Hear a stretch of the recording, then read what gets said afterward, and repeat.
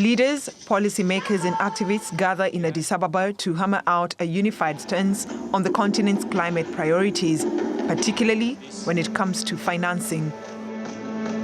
Africa's common position is, number one, to deliver finance at the right scale and on the right terms.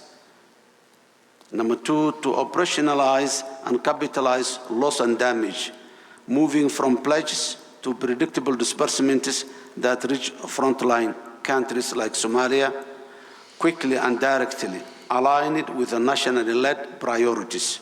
They say the biggest emitters of greenhouse gases are some of the world's wealthiest nations who must honor their promises and stop sidelining African voices in global climate discussions and strategies.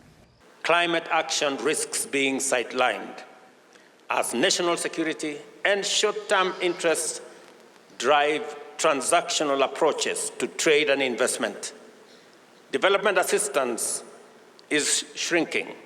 While this strengthens our resolve to design, finance, and drive our own future, it also reflects a world where too many assume that for some to win, others must lose.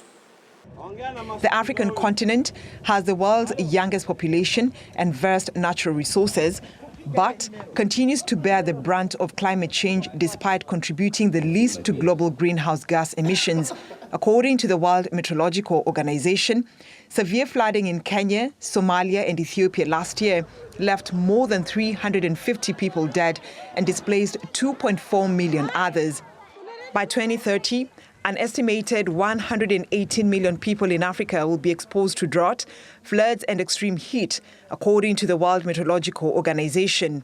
As we prepare for COP30, Africa must stand not as a bloc of negotiators, but as a continent of solutions, fulfilling the vision of Agenda 2063 for a prosperous, resilient and innovative future. The ongoing Africa Climate Summit builds on the inaugural meeting held in Nairobi in 2023 that concluded with a Nairobi declaration calling for a global carbon tax and financial reforms.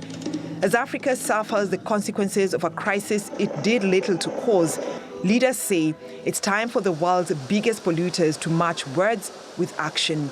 Brenda Czeda Radido, TRT World.